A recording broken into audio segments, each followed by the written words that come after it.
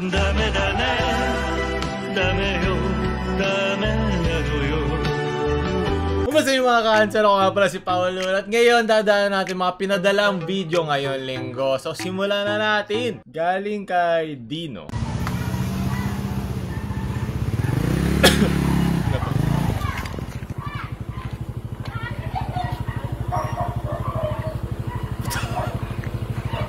Kala ko edit. Hoy! Kinakabal ka ng aso! Takbo! Ay, ako na!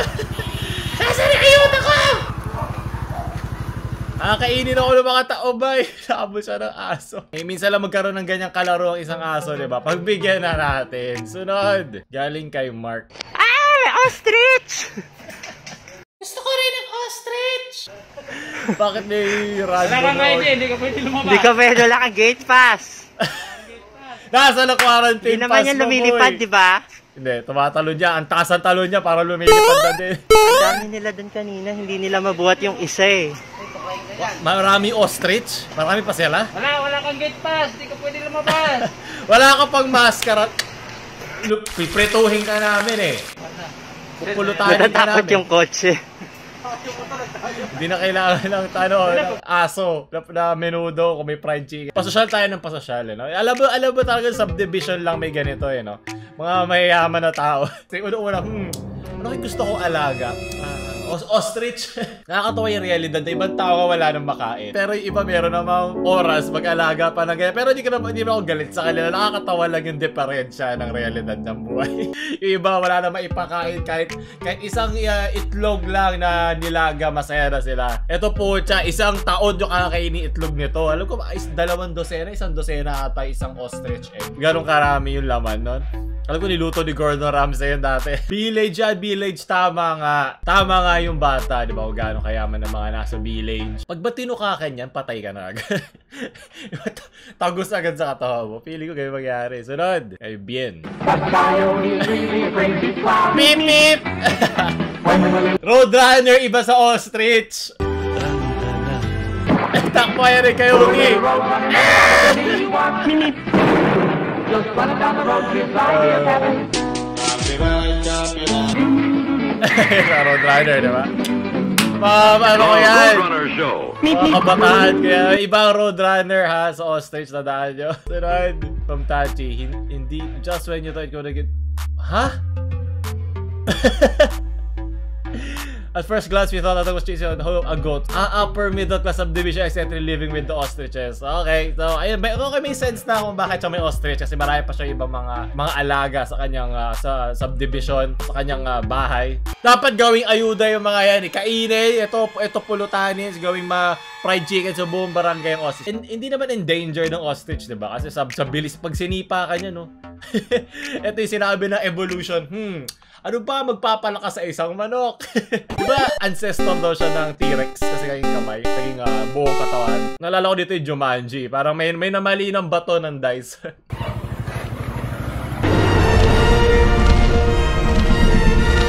Sunod. Bogart. We're here in the urban jungles of Metro Manila, where an ostrich, that's right mates, a bloody full-grown ostrich has broken out of quarantine. No mate, this isn't Jumanji, this is 2020, where anything crazy that could happen. Sa dami na nangyaring abnormal ngayong taon, hindi na ako nagugulat sa mga ganito. Maraming salamat from BJ, the real MVP. Hindi ka magdadaan. Isang alit pa ng stick niya kumpara doon. Ang laki ng ostrich. Siguro ba nakita mo yan? Para kang yung babae sa mga porn site na parang unang titignan yung edits nung... Parang magugulat kayo. Kasi hindi naman to natural sa ating bansa. Alam ko, di ba? Hindi, exotic animal yan, di ba? Siniship yan, pinapadala yan dito. Hindi naman talaga native yan sa atin. Kaya ba labanan niya ng pangsabong na tinolang manok ng mga tatay natin? Wala na. Papalitan na niya ang kanyang pangalawang anak na manok. Ito na alagaan niya. Pangmayaman to na tatay. Mararamdaman na ng pangsabong na manok ang nararamdaman natin sa kanila. Sunod. Art Jet Food. Ilalagay ko sa description. Ito gusto ko, Eddie. You shall not pass. Di ba dapat siya yun? Hindi ba dapat siya yung may stuff? Ito siya dapat si Gandalf eh. Sunod, maraming salamat. Kay katarantaduan. Kasi bilis na mga ostrich ang utak ng Pilipino. Sunod, Anastasia Animal Crossing. Iba-iba nga namang animal, di ba? Yung mga, tulad ng kambing kanina. Meron pa talaga? Oh, meron nga talaga animal. May ostrich talaga sa Animal Crossing. Villager na, there are some species of birds have smaller heads and longer necks than birds. Kung ganito lang sila ka-cute, hindi siguro matatakot yung mga tao sa kanila. Sunod, maraming salamat. Justin, Milok sa tatambay 4.00. Pag natitigan ng tambay yung ostrich kanina, tingnan natin sino matatakot. Tingnan natin sinong pupulutarin ngayon. Baliktad na ang mesa. Ikaw na ang kikilawin ngayon, Tamboy. Sunod, from Ann Vargas. Kahit sandali lang, basta Lakbo! Ibalik na ako sa Australia, sa Africa. Copyrighted takbo. Ito ako pag tumatakbo sa mga copyrighted na kanta. Wag! Ayoko matagal yung video. At syempre yung kambing sa gilid, leche. Sunod, from Glenn. Chocobo! Anong level na ba to, ha? Kailan natin sasakyan to? Tara na! Dalhin mo ako palabas ng bansang ito. Ang huling pantasya, isang malaking pantasya na lang. Sunod, from John. Wala akong kaya tumakbo yung ostrich. Ayoko na rin. Dali mo na ako sa katotohanan ito. Parang geto rin kalaki dangkal na ostrich ko. Okay ba sa'yo? Matutuwa ka ba? Sunod. Free barre mamunot lang kayo. Yep, ito yung mga tinatapakan dapat ng ostrich. Ito dapat yung mga tinutukay ostrich. Ano ba? Iwan niya yan. Huwag niyo kunin yan. Tatawag sa ostrich kayo. Hindi ba kanya kayang talunin na lang yung barrier? Siguro takot siya kasi anong makinarya, anong hayop ito na lilalabas sa kanya ethics at hinaharangan ng aking dadaanan. Diba? Kinakabahan lang siya. Sunod, Jan, 15 million. Gusto kong ma-relax eh. Gusto kong makalayo sa problema. Pero okay yan, diba? Isa to responsableng paraan ng paggamit ng mga memes. Maraming salamat. I'm glad we're having a good laugh at the ostrich, but the stolen 15 billion pesos from PhilHealth allegedly, parang yung mga galing sa PhilHealth, yung tumatakbong ostrich. Kaya siya ganun kalaki ang katawan. Dala-dala niya. Tamang takbo lang din ng PhilHealth para yung ostrich kanina, diba? Akin na itong 15 billion. Billion. Mas nakakatakot yung laki ng halaga ng perang yun, di ba? Na tinakbo lang. At ang ganda nung irony na sa isang mayaman pang lugar naganap yun. Ngayon sa PhilHealth naman, ito yung alleged na pagdanakaw ng PhilHealth sa 15 billion na pera. Kaya mabuti na nalalagay natin sa ating plataforma yung mga ganitong social issues sa bansa, ganitong mga importanteng balita na mas nalalaman na mas ng nakararaming tao.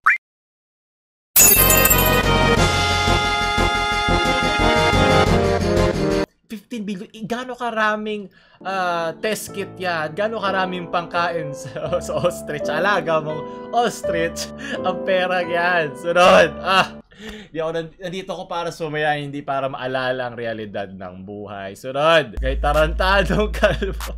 Yep. Parang isang malaking fuck you sa atin ang PhilHealth yung ginawa nila. Ang korupsyon naman na hindi na bago sa Pilipinas. Para job requirement na ata ito sa lahat ng antas, sa lahat ng parte ng ating sosyedad dito sa Pilipinas. Dahil siguro sa hirap ng buhay at dahil sanay na. Parang, ganito kasi ginawa nung yung una eh. Magagalit pa yung mga tao sa paligid na nagnanakaw na din. Diba? Doon sa bagong papasok na malinis, diba? Kaya isipin mo may pumasok sa isang grupo na masama, may pumasok na bago. Tapos nakita yung nagdanakaw lahat. Dahil yun na yung normal, yun na yung status quo. Dali, ba't kayo nagnanakaw? At hindi ka nagnakaw, iisipin ng mga tao, sandali! Nagpapakabait ka, pakunin mo na lang yung pera. Ganun eh. Hindi to para mga teleserye, hindi to parang mga movies ng mga kalaban. Meron doon mga gray area ng mga taong napipilitan lang din. Na alam ko mali, napipilitan lang din sila na magnakaw. Diba? Kailangan isang malaking revolusyon sa kanilang mga grupo ang maganap para matigil yung mga ganitong pagdanakaw. At napakagandang panapos ngayon sa ating video itong mabilisan natin pagdaan sa mga naganap na nakapagpasok pa tayo ng realidad ng buhay. Kung kasing bilis lang ng ating hustisya ang ostrich na yun sa pagtakbo, baka mas onti ang nanakaw at mabigyan ng hustisya ang halagang ninakaw ng mga taong ito. Tapos titira na naman yan sa mga subdivision, titira yan sa mga village. Tapos pag nakasuhan, mapipilay, mapupunta sa wheelchair, leche. Sa lahat na nagnakaw sa Pilipinas, sana masagasaan kayo ng ostrich ng paulit-ulit. Tapos tukain yung mukha nyo at yung wallet nyo na paulit-ulit. Leche. Masyado nang totoo. Tinatakbuhan ko nga yung problema ko eh.